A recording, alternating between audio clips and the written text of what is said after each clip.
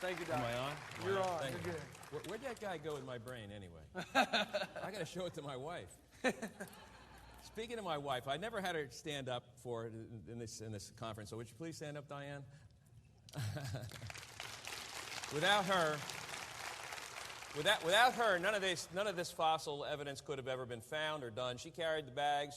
She loaded packed up for 5 kids we had, and we took them everywhere we went, all through Europe and the Middle East, and it was just major expeditions whenever we went places, and spent a month or so looking for evidence, and she was the one who put it all together, and I just kind of went along and found this and found that and took x-rays, and that was that.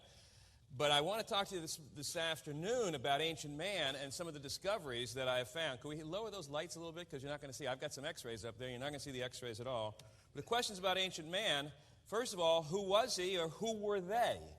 Now, Jesus gave us the best definition that you can ever imagine. I never knew this, of course, in college. And I'll tell you a little bit more about this tomorrow, and I'll give my bit of my testimony at the service. Jesus said, have you not read that he who made them from the beginning made them male and female? For this reason, a man shall leave his father and mother, be joined to his wife, and the two shall become one flesh. And that was our Lord's definition of who the original people were. They were a man and woman. Were they real humans like us is the question. In other words, we have to know whether they were really human like us. Now, Adam and Eve sounded like they're real humans, but were they like us? Now, misinformation abounded in 1979, so my family and I embarked on a journey that would take us thousands of miles and 25 years to study ancient man. Now, here outside of Les-Isés, France, is what they want you to think, and this is on a cliff in the Dordogne Valley. And Les-Isés is the prehistoric capital of France, and as I mentioned earlier this morning, it's a real big business. The prehistory business is quite a popular business, quite a lucrative business in southern France. This is a statue of a Cro-Magnon. It's like filet mignon, but it's a Cro-Magnon in our language, Cro-Magnon in theirs. And he's hunched over and stooped over and very ape-like. And this was the portrayal that they would like you to have, at least in 79, and he might still be there now. I don't know. I don't think they've taken him down. It was a pretty big statue. But is this a true representation of ancient man? And the answer to that is no. And we have to overcome all these misrepresentations like this before we can know the truth. Because ancient man lived hundreds of years ago, so he or she couldn't have been exactly like us. And ancient man lived thousands of years ago. And as we know, Adam lived into his 900s, Noah lived 950, Shem lived 600. They couldn't have been exactly like us. You've talked to cardiologists. You talk to my friends in the hospital. I'm on the staff of a hospital. You talk to any of my physician friends, and they'll tell you there's no heart that can go 600 years. I can tell you teeth won't go 600 years. And we know that for a fact that the type of mechanisms that we have going in our body today are good. They're fearfully and wonderfully made, but they're fallen. We're all decaying. And so we had ancient teeth that were of better quality. We had ancient bones better quality. Obviously, ancient hearts were better quality. And these ancient people were ancient quality. But how can we know anything about them? Now, the first thing we have to say is we take our Bible as a guidebook, and then we look at the fossil and artifact record in light of the Bible. Now, you're hearing this from a scientist, a person who's looked at the fossils and held them in his hand, held the fossils in his hand, the original fossils, the original bones. And I'm saying the Bible must be taken as a literal book of scientific nature, where it touches on science. And, of course, it isn't a science book, but where it touches on science, as Dr. Francis Schaeffer would say, where it touches on science, it touches on truth. And then we look at the fossil artifact record through the lens of the Bible. Now, how do we do that? Well, first of all, we can make retrodictions. Now, retrodictions are predictions into the past, and science flourishes on predictions. I mean, you make a prediction, and you see if it comes true. I mean, they've done that with space. They've done it with chemistry and biology. I have a son who's a molecular biologist. They do this in molecular biology. You do it all over science. You make predictions based upon your hypotheses, and then you form theories and so forth, and by that way, you proceed along the scientific method. And the scientific method is based on making predictions. Well, we're making predictions into the past, and they're called retrodictions. Now, our retrodictions are based on biblical absolutes. Now, the biblical absolutes are the highest level and that we can go. We have absolutes that we know are absolute regardless. Jesus said, heaven and earth will pass away, but my words will never pass away. Those are absolutes. Those things will never pass away. What I'm doing now, or what we're doing now, creation research, it'll all pass away, but his words will never pass away. But we can make retrodictions based on those words, look back into science and see what we can find. And a retrodiction is prediction made into the past. We can make 3.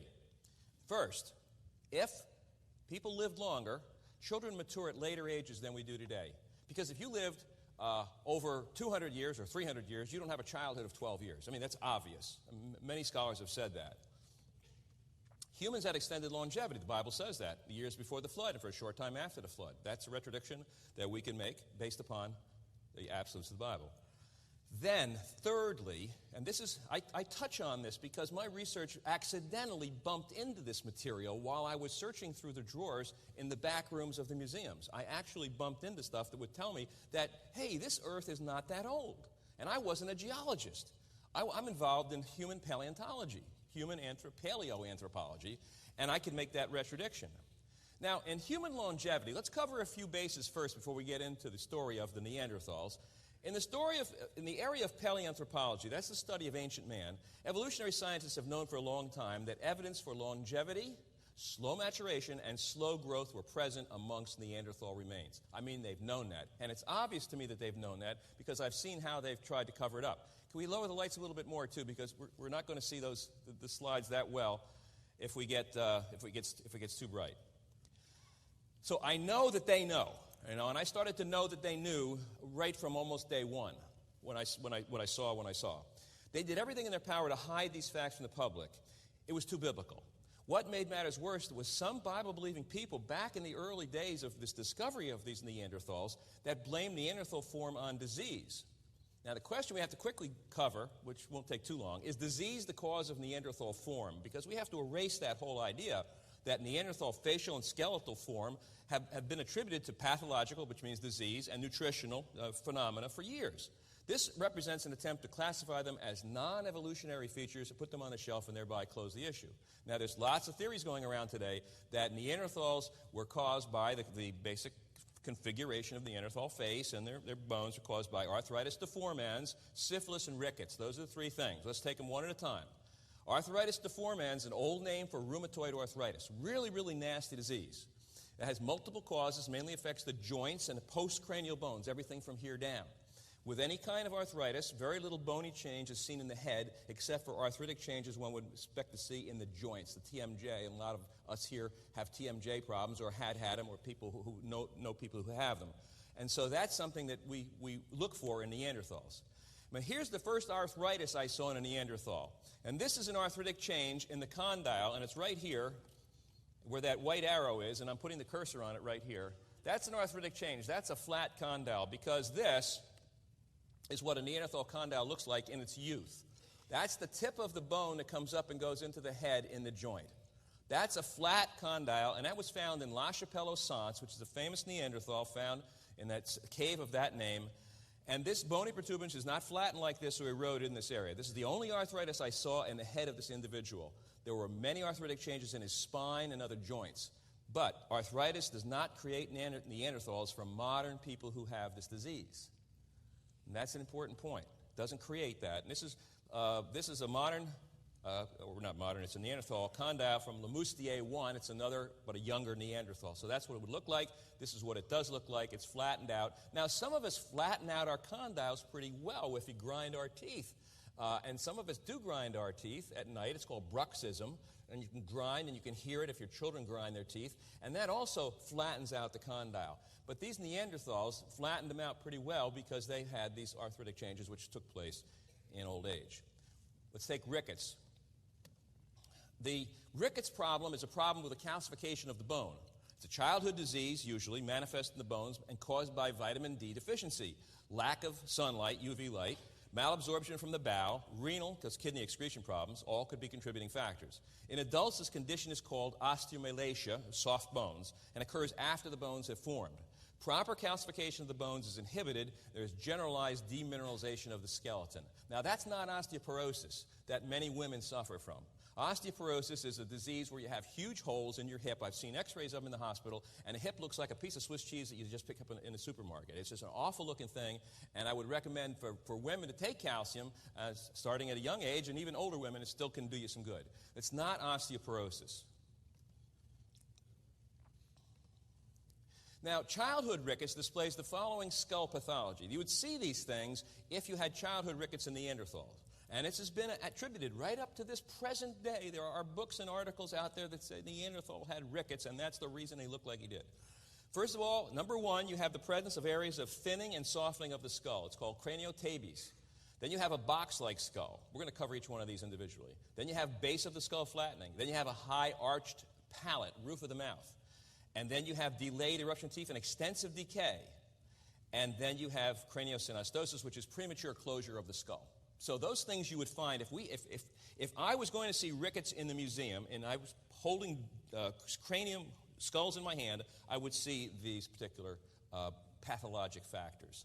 Now, here's an article I wrote on something completely different. I wrote this for a German museum book. This is a secular museum book, and hopefully it will be coming out in a month or two, and it's with all the major Neanderthal writers in the world. Now, I don't know why they included me in this book, but they did it because I was one of the ones who studied their skull with a special x-ray machine, so I guess they had to do it, and they're going to try and probably disprove my understanding and my basic diagnosis of this skull.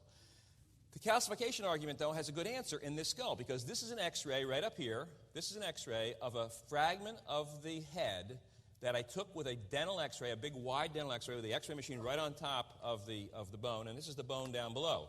This is the bone down below right there. So you have the bone and you have the x-ray. And the calcification argument basically is, this is part of the Neanderthal skull, Lemoustier, with the x-ray, taken in Berlin, Germany. In an article written for this German museum, I had to prove there was no compression of this skull. This is a close-up x-ray taken with a 2¼ by 3-inch dental x-ray directly under the cranial fragment, touching the undersurface. So you couldn't get any more one-to-one than that. I mean, it's a one-to-one image. The x-ray tube was only a few inches above the bone. Although the bones are fragmented and cracked from a bomb explosion that hit the museum in World War II, the bone texture is solid and the calcification is good, and there is no rickets disease present.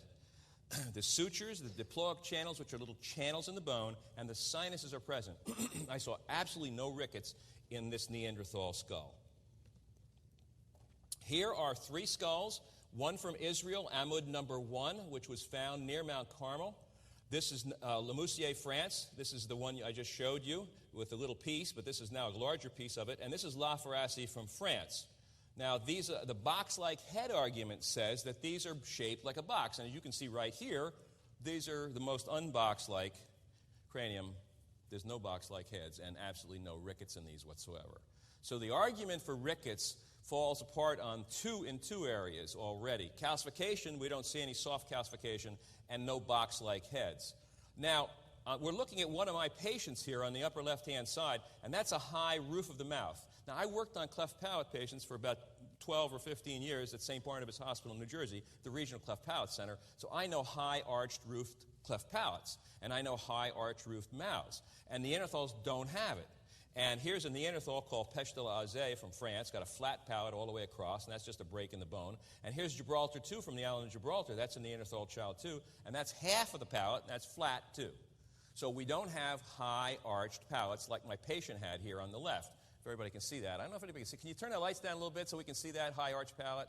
Because if you can put your finger way up in there, way up in this point up in here, can you turn it down a little bit more so they can see that? That is right here, right in the center, right up there. And these kids cannot speak properly because they have a nasal quality to their voice, and they can't breathe through their nose very well because the nasal chamber is just the upper part of the mouth. It's right up over the roof of the mouth. And so you just don't see that in Neanderthals. Narrow, high arch palate compared to 2 Neanderthal flat palates. No rickets. There. No rickets. Okay, now let's go to the premature closure of sutures in the head argument. Now, far from that, the Neanderthals had sutures that closed more slowly. And here, this is the frontal bone of a Neanderthal little child, and that suture is right down the middle of the head, and that's closing very, very slowly. And here's one, it's called a partially open symphysis in the lower jaw, and that's closing very, very slowly also. So rather than having what we call craniosynostosis, we have a slowly closing bony connection in the head and lower jaw instead of premature closure. The total opposite of rickets. No rickets. Now, here are some loose teeth that I found in the drawer of the Angus skull at University of Liège in Belgium. And these teeth showed, in the tooth decay argument, remember I said if you have rickets, you have a lot of tooth decay, no extensive decay. As a matter of fact, no decay in these children whatsoever. And down below here, you'll see the Gibraltar 2 X-ray right here. This is a Gibraltar skull found as a child, found on the island of Gibraltar, Neanderthal, famous Neanderthal. No decay there, and no decay in these guys either. And I had these, and I put them together on a piece of tape and put them on a piece of cloth and took a picture in. That's what we call normal occlusion right there, the teeth going together. So no decay, so no rickets there either. And all the primary molars, if I could just take a moment to tell you something about primary molars, these primary molars up here, these are the baby teeth. And these are baby teeth up here. These baby teeth are taurodont teeth. Now, we don't see those anymore in our children. If you're going to have a childhood of 35 years, if you're going to have a child who is mature, who's equal to our 12-year-old when he's, say, 23, or equal to our 17-year-old when he's 29, if you're going to have that kind of a child, he's going to have his baby teeth a long time. And if you're going to have baby teeth a long time, you're going to have what we call a taurodont, bull-like baby teeth. And that's what you're looking at. You're looking at the Neanderthal or the early teeth that God first made for humans to have long childhoods, prolonged childhoods. And this is the kind of tooth you would need, because this tooth is like a radial tire compared to the old-fashioned tires. It wears and wears and wears and wears.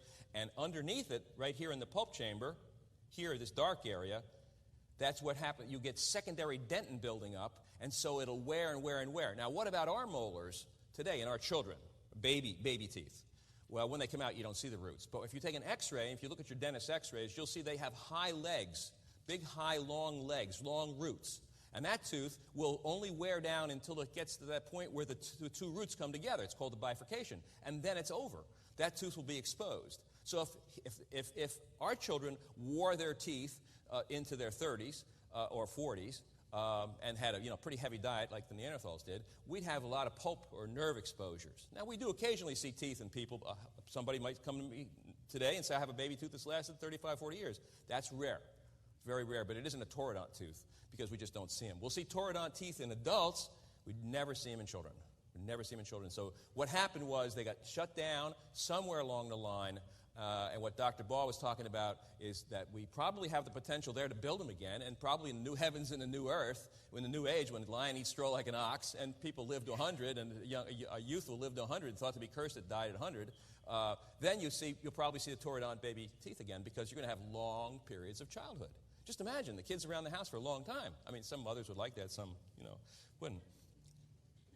The syphilis argument. There's no signs of congenital syphilis. Mulberry molars with little enamel, they don't have that. You don't have notched incisors. This is amyloid 1. There's no notching in incisors. There's no barrel shapes. No signs of late congenital syphilis. A major sign would be a high palatal arch. This is a flat arch on the mother of that Gibraltar child. That's about as flat as you can get on the mother of the Gibraltar child. So we just don't see the signs of arthritis, rickets, or syphilis. And I really thought that I had eliminated that with the book. But the more it pops up, the more I get to the point where I'm thinking about, I don't know if people listen anymore, because I thought, and even Colin Groves, who reviewed my book for the Talk Origins, and is a skeptic about everything I say, even he said, well, it looks like Dr. Quaz eliminated those arguments. Well, they persist in creation. They persist in the creation of science. Now let's take a look at what some of the anthropologists did to actually change the evidence so we couldn't make biblical retrodictions. We got rid of the diseases now. This is called evolution after death. The first child I picked up was the Pesh de l'Azé child, and those of you who read my book will understand that the teeth, when they were placed into occlusion by the first man, when the teeth were put together by the first man, a Dr. Pat, E. Pat, in 1958, he put them together wrong. And when I got to the laboratory in France, I put them together in what we call normal occlusion. And here you can see that here. And there they are up there in that position. The teeth are in normal occlusion. And the jaw goes in, the condyle that I showed you before, the arthritic one and the non-arthritic one. Well, this is a child's condyle. This goes into the socket perfectly and fits just exactly really well right in there. And so what you have is you got the condyle fitting in the socket, you got the teeth in normal occlusion. And this was not an opportunity to make the Neanderthal child look like an ape.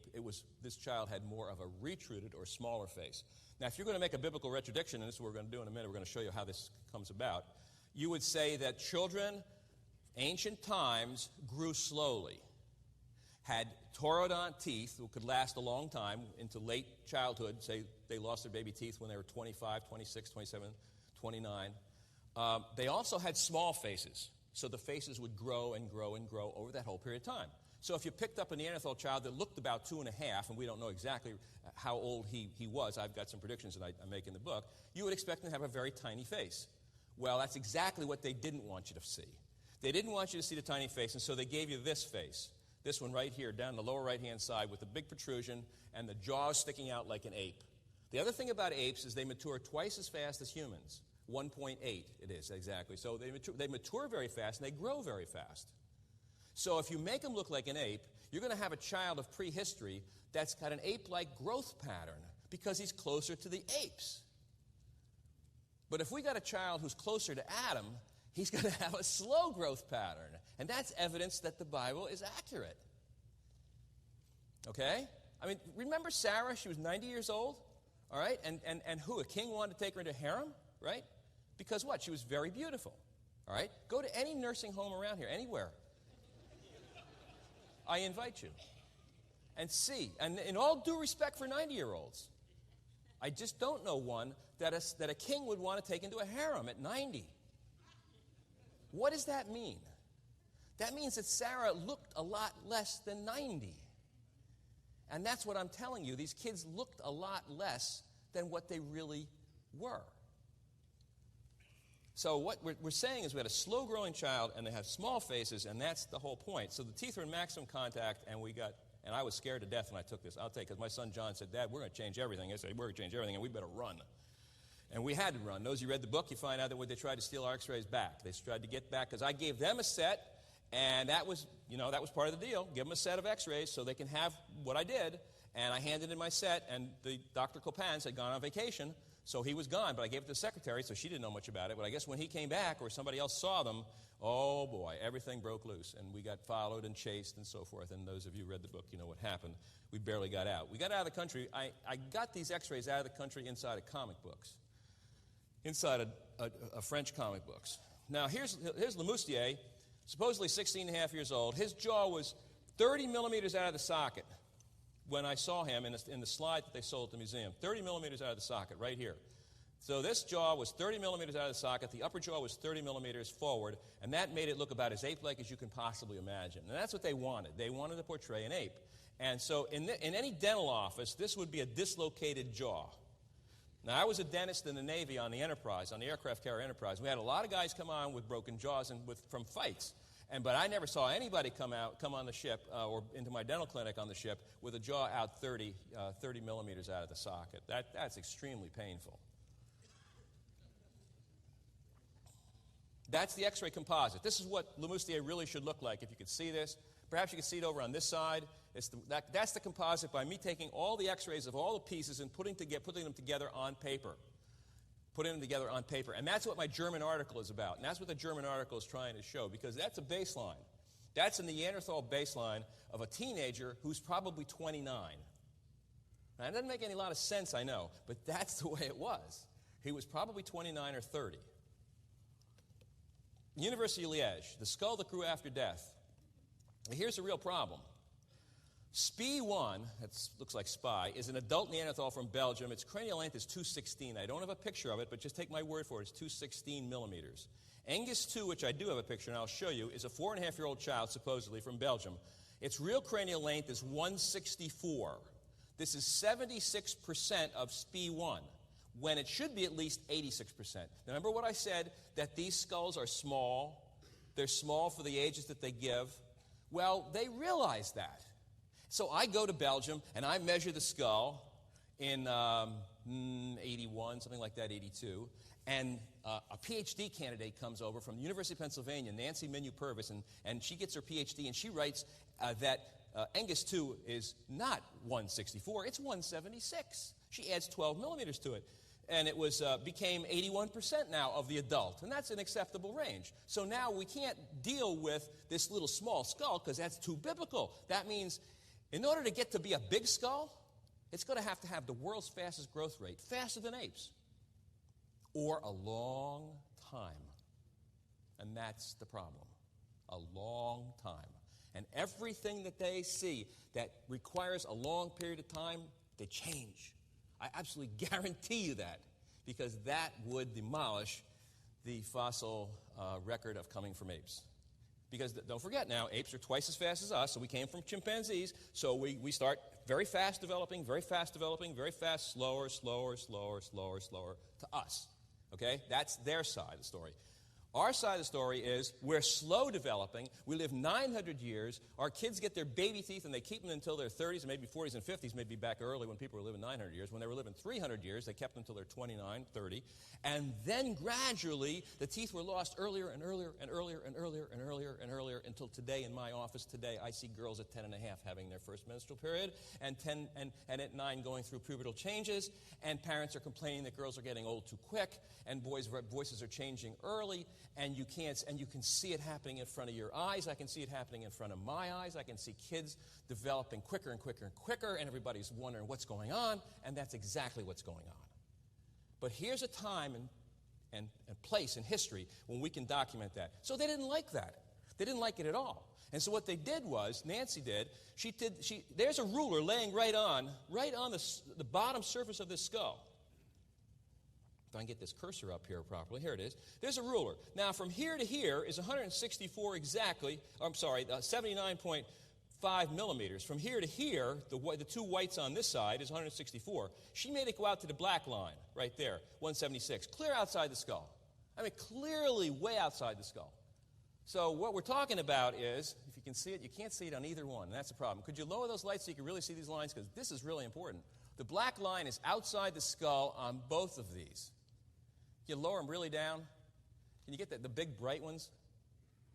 Is that possible? No, it's impossible. All right, well, take my word for it. She increased it to 176. 12 millimeters in length was the increase in order to avoid embarrassment of a small skull. Now, when I was in the lab, the Musée de l'Homme in Paris, in 1979, a human paleontologist cut the chin off the lower jaw of Laquina number 5, and that was a skull that was excavated in 1911. When it came out of the ground, it had a chin. You can see the arrow pointing to the chin right there on your left. That's the first cover for Buried Alive. We have a second cover for Buried Alive now, and they changed this, and they put it on the back cover of this picture, and much to my consternation, they made it much smaller when it's a major point. But again, you lose a lot of control when the book company has the authority to do what they want to do. So this was contested by Colin Groves in the review. He said, that's plaster. Well, if that was plaster holding the teeth in, there's no plaster around those teeth. That's chin. And that guy was cutting it off while I was there. And the reason he cut the chin off was because apes don't have chins. And he wanted to make it look more ape-like. Now, that's not fair. And I've been to a lot of churches, a lot of audiences, and I've told it to a lot of people, and very few people believe me. I'll be honest with you. Well, somebody raised their hand and said, if I did that in my business, I'd lose my job. I said, well, exactly. But they don't. They don't lose their job. They get points for doing this.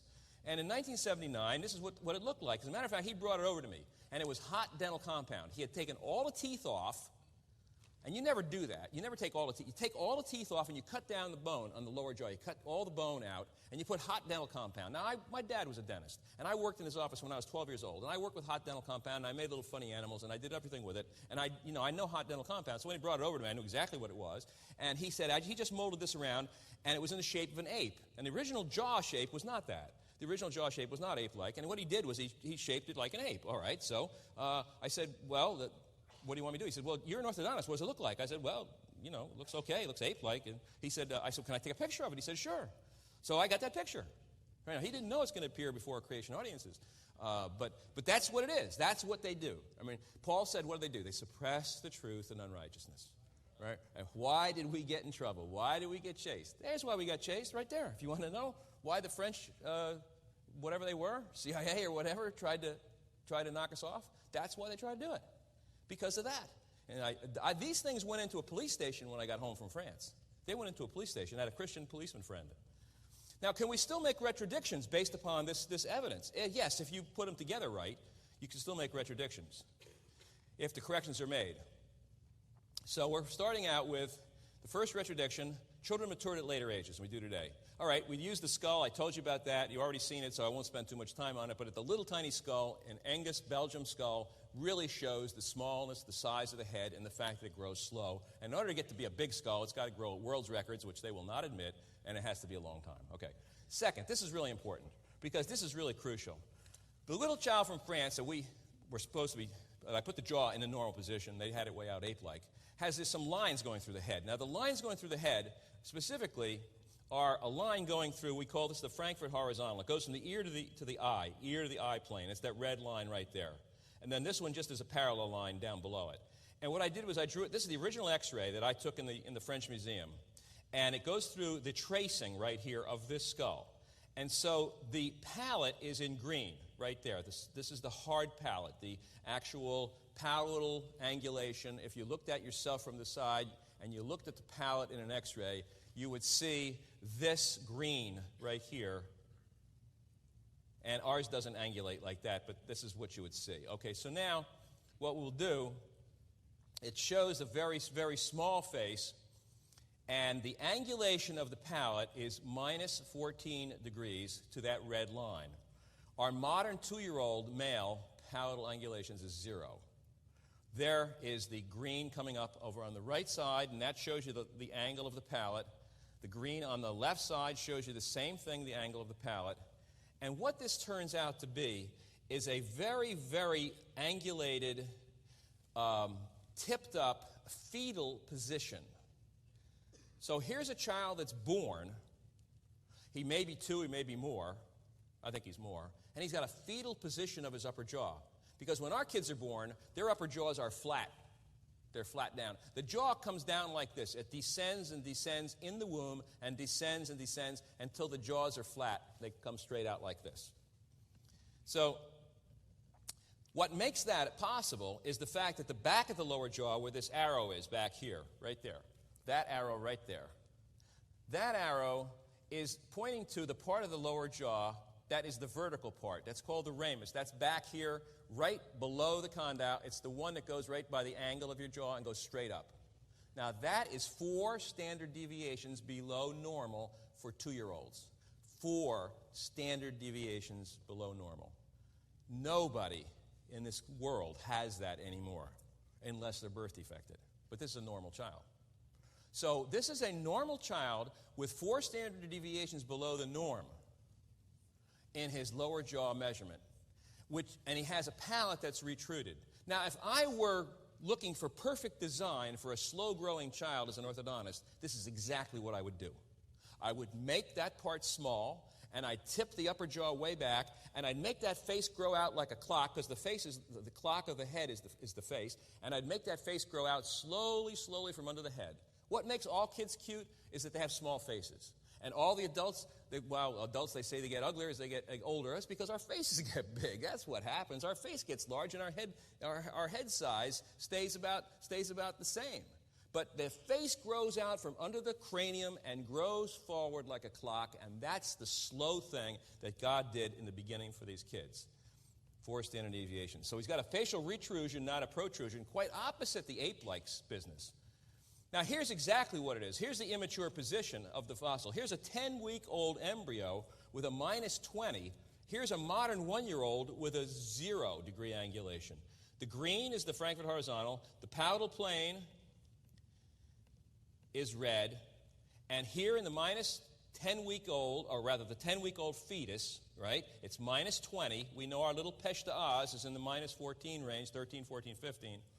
And we're 0 when we're 1 year old. So something is different about these kids. They're very immature. They're very slow growing. Very slow growing. And that's the last thing that they wanted us to find out.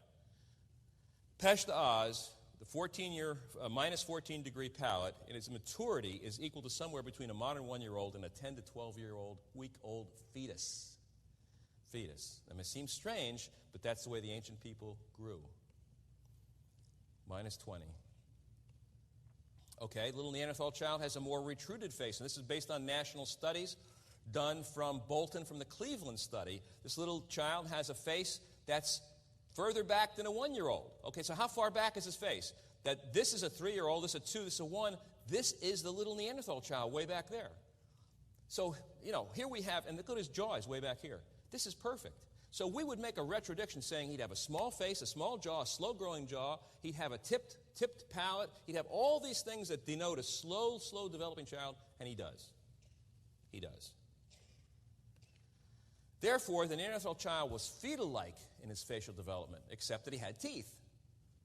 And that's strange. This is a whole new field of study. And science would benefit if it stopped preventing, because there's a lot more Neanderthal children that can be x-rayed, to stop preventing this kind of research that will lead you towards the Bible and the mind of God rather than take you away. Science would benefit from this. We will have answers to why our kids have progeria today. Well, what's progeria? What's premature aging of children? What about premature development of girls? Why is puberty being lowered by pediatricians and they're not really caring? Just say, just lower the puberty age now, or just give them some adrenocorticosteroid hormones. Why is that? Well, because something is happening to human beings, and we're getting earlier maturation. And it's not good news for an orthodontist either, because we like to see kids when they're growing, not when they stop growing. And so if a child comes in and they're already stopped growing, we're working on a little child who's actually like an adult. Now, adult orthodontics is not a problem, except quite often with adults we have to do surgery. We have to do surgery because we just don't have enough growth potential. They'll grow slowly, as I'll show you in a while. So there were approximately, between the little Peshta's child and this Lemoussier, about 26 to 28 years between these two Neanderthals. Lost the baby teeth late. Second retrodiction. Humans had extended longevity in the years before the flood and for a short time after the flood. Now, there's a universal notion, Hrdlicka said, that when the adult stage of life has been reached, all growth except in bulkiness has been accomplished and henceforth ceases. The very definition of an adult is that of a person grown to full size and strength. The purpose of this paper is to show that while such a concept suffices in general, scientifically speaking, the view is largely erroneous. Now, Alice Hrdlicka was the chairman of the Smithsonian Anthropology Department back in the 1930s, and he said the head keeps growing our whole life. Now, bone is dynamic. People tend to think of their bone as rigid, inert material that holds up their bodies, but bone is far more dynamic than that. It continually dissolves and reforms. Indeed, adults replace their skeletons every 10 years. So you replace your skeleton every 10 years. Bone is like skin. You're constantly remodeling it, says Susan Greenspan, University of Pittsburgh School of Medicine. What would happen to our face and head if we lived 500 years? Now, what we did with my son-in-law, who's now a professor at Baylor Engineering, while he was a student at University of Texas getting his PhD in bioengineering, what I asked him to do was to write a computer program based upon studies from the University of Michigan on people who went back to school at Michigan, older people who went back for serial x-rays year after year until they were in their 80s. What happens to the head as we get older? That's the big question. What happens to the head as we get older? So I said to Brian, write a program to find out, because we already knew what would happen as they get to 80. The head gets larger. And I mean, any of you can find this out. If you're past 50 years old and you had a hat that fit you when you were 20 years old, it won't fit anymore. And we have less hair. And it's the same with me. It's the same with anybody. There's no person that defies that argument.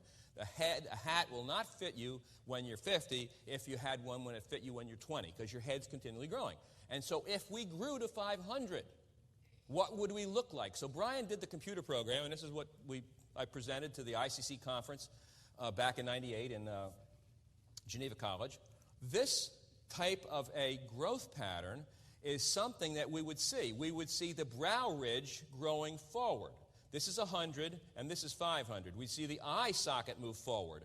We'd see the upper jaw move down. We'd see the lower jaw at 100, 200, 300, and 500 square out in the back. And believe it or not, the chin would start to disappear because the teeth move forward over the chin. So all these changes take place over 500 years. So what do you think Noah looked like at, say, 500? Now, we don't know if he moved as fast as this, because this is a modern rate, but Noah would look pretty grotesque. Noah would look like a Neanderthal. Recently, Dr. D. James Kennedy, in a sermon, said the same thing. He said, because I had gone down, done some programs for him, And he was convinced, and as many people are, many orthodontists are convinced this is true, and medical groups that I've spoken to, that if we did live 500 years, we would look pretty funny. We would look pretty funny.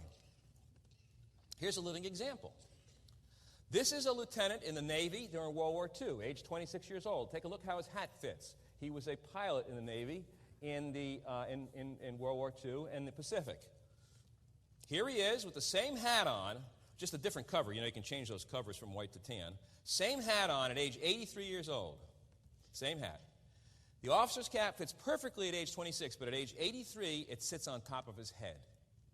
Now, my officer's cap when I was on the Enterprise sits on top of my head. I could have never gone on the quarterdeck and said, requesting permission to come on board, sir, because they would have laughed at me. Who is this guy with a hat sitting on top of his head? But that's what it looks like today. And my hat has not changed size, but my head has gotten bigger. My brain, I don't know what's happening to the brain. Some days I wonder. But I mean, that's what it looks like. Take a good look at this guy, because you're all going to look like this. Look at your grandparents when they were married. Look at your grandparents when they're older. Did you ever go to a class reunion? You can't recognize anybody after 30 years. Or you could look at them, but you say, well, I remember you. Oh, sure, you know, yeah, you kind of look like. It's not the face that's changing. It's the bones that are changing. What you don't realize is that your bones and your face and your long bones, everything's changing. The nose gets longer. Bad news, the nose gets longer, the ears gets longer. I mean, a lot of things happen, but the facial bones change, and eventually you get to look like a Neanderthal. Since this is true of our heads today, try to imagine what ancient man must have looked like after he lived for more than 250 years, and that's what he looked like. La Chapelle of Sens lived 250 to 300 years, and that's what he looked like, right there. If you can see that, you can see it better over on this side, but that's what he looked like. The big brow ridge sticking out on top, the fact that his head receded way back in the back, his chin had started to disappear, he lost a lot of teeth, he had the arthritis in the condyle, his cheeks came forward, his nose came forward, he had a nose probably like Pinocchio. I mean, really. Look at the slope in that nose. Look at this slope. That's really amazing. This nose would come straight out like this. I mean, so you imagine Noah at 950 with his nose sticking out like that? Now, we don't know how fast it grew, but we have an artificial idea of what these people look like. It's not true. If you're human beings and you grow old, and they were human beings and they did grow old, we don't know the rate, of course, they had to look pretty funny. Well, any of you think them living 500 years, remember that. This is 250 to 300 years of age. I know this comes as a shock to some of you, but this time the people started to accept this because it's real. Now, what are conclusions concerning Neanderthal growth and development? Well, we start out with Pech d'Oz up here.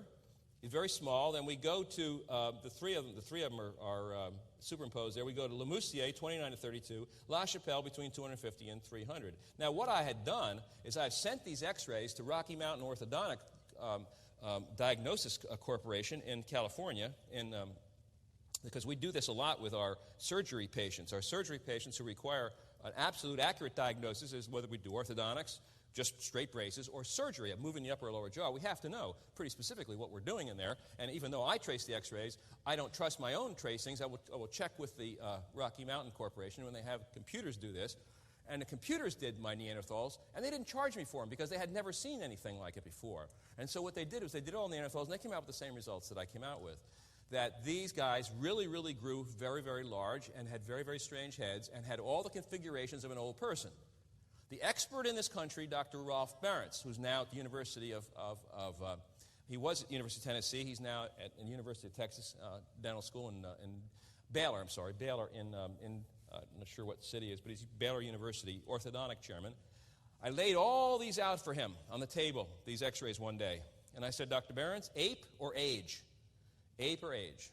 And he said, age, Jack. And this is the expert in the country. He said, age, Jack. He said, you can tell anybody I said it. I said, okay.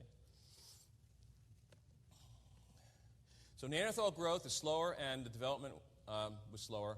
And they call them Neanderthals only because the first one was found in the Neander Valley in Germany in 1856, named after the hymn writer Joachim Neander. But this is what an old person would look like from the ancient days. Third retrodiction, and this I'll have to do pretty quickly, is the entire history of mankind is a much shorter period of time than believed by evolutionists. And I came on this material kind of accidentally, not the first one, of course. This is Robert Boyle, the father of chemistry. This is what he said. And this is his book, a book I have, written in 1648. He said, "And Christ, to convince the world of their unableness to emerge and recover out of that deep abyss, whereupon the load of sin, which in Scripture is called a weight, had precipitated fallen man, came not into the world until well nigh 4,000 years of sickness had made the disease desperate and the cure almost hopeless.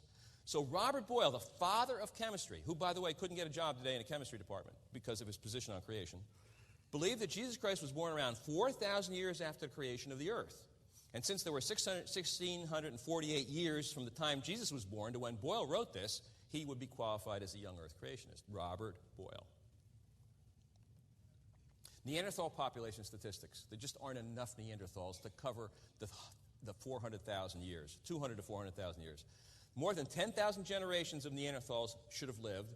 The total individuals that we have are 500 to 600 and only 12 complete skeletons. And I'll tell you how they count.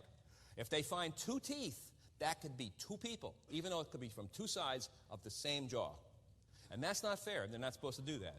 But I've been through, and if you look in my book, I went through a number of fossils from different discoveries, and it was able to condense it down to only a few people when they had 21 or 30 people, 25 or 8, 9, 10 people. It had teeth in there. You couldn't tell if they were from one side of the arch or they probably from the same person on both sides of the arch.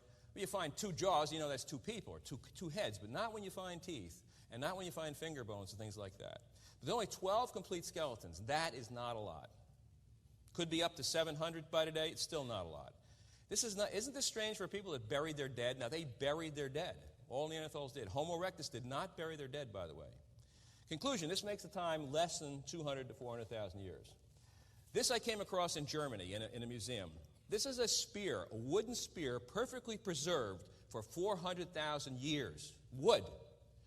Neanderthal spears discovered in a mine in Schoningen, Germany in 1977. Wooden spears for 400,000 years. Please. I mean, the wood on my house is not that old. You know, it's 20 years old. And it needs a paint job. And the paint in the caves is supposed to be 20,000, 15, 20,000 years old. It's not even peeling in some of these French caves. I'd like to get paint like they had. So they had some technology. I'd like to have paint from those caves on my house. And wood like this spear, if it's 400, they can't be 400,000. But what I'm saying is everything is exaggerated. Exaggerated. Now here's to go along with some of Dennis's material. This is the picture that you'll see on Buried Alive. You'll see it on my website. You'll see it on Genesis Park. You'll see it on a number of websites have this. This is the dinosaur and the mammoth carving that we saw in the cave in France of the dinosaur on the left side and the mammoth on the right side when they're never supposed to have existed together. These 2 creatures came together in a battle one time, and whoever drew this, the confrontation, I call it, was in the cave called Bernafal. It was a closed cave, because all caves are open, and when you find a cave that's closed, you know something's in there they don't want you to see, and so we went in, and the door was split open, and we didn't split it. Somebody had split it open before us. There were some people in the cave with a little dog, and my whole family went in, and we went in this dark and drippy and muddy cave, and they could have been using it as part of their prehistoric amusement park, so to speak. I mean, it could have been used as a tourist attraction. One other quick thing we'll talk about is red ochre burials, and I do want to say that red ochre is a powder that they've put on people, and our morticians still use rouge on people who are dead to make them look more alive. And even the ancient people did that, and they used a powder called red ochre. It was red hematite or iron hematite powder, and they would pour it on the bones, or they'd rub it in the skin, and when the flesh rotted, it would actually seep its way into the bones itself, and so you would see the red ochre in the bones. And so they have found this from Mesopotamian culture from around 5,000 to 3,000 years ago through Jericho. Now, these dates, of course, are surely way off. They found it there. They found it in Grimaldi. They found it in Dolni Vesnici in Czechoslovakia. I saw it in Peshta Oz, and I saw it in Swanscombe. Now, that's almost 400,000 years of one burial culture, and we know that's impossible. That's impossible. Let me show you. And the reason I say this is a real trick is another trick. It's like the white eyes of the ape that I showed you this morning. The red stuff was on the inside of the skull. And that's, of course, it would go in there if you had it painted all over the child's face or powdered all over the child's face. It would go inside the skull. And here it is, where those arrows are. That's where the red spots were. And this is red ochre between the roots of a Neanderthal, between the roots of his teeth. And that's red ochre. It's in La Frasie. It's been washed off the outside. I mean scrubbed. You don't see it on the outside of the Neanderthal skulls. So the pictures you see in National Geographic and Time and all the books that are published, you won't see red ochre. And it's a very good reason, because they scrubbed it off. I saw the school skull, SKHUL, from Mount Carmel and Harvard, and I was in Harvard. I was in Stephen Jay Gould. I had a key to Stephen Jay Gould's lab for a week when he wasn't there. And I was going through all his bones and everything, and I'm looking for red ochre, and it's all washed off the outside, and the inside, there's red ochre. So somebody knows that red ochre burials can't go 400,000 years or can't go 300,000. I mean, what burial custom can go that long? So I started to put two and two together. I'd go back and think about it at night, and my kids, of course, accompany me and say, Dad, this is impossible. Nobody can bury people with red ochre for that long and go from the Middle East all the way to Europe over that many years. That's just an absolute ridiculous proposition. So red ochre has been washed off and not on the inside of the skulls. Now, if science was allowed to be unbiased, it would support the Bible. That's my contention. And I can tell you for a fact, after 25 years of going in these museums, in the Field Museum in Chicago, which I have not done a whole lot with my material in the Field Museum, I went through all, as I said to you this morning, the paleontology fossils, the Paleocene, epic fossils from the tertiary period. I have lots of that material. I have Homo erectus. I have lots of material. I have never seen anything contradict the Bible. And I mean, I have tried. I have tried to contradict it. I have tried to see something wrong. I have never, and you can put me down for that quote, I have never seen anything contradict anything I've read in the Scriptures in the world of human paleontology. Thank you very much.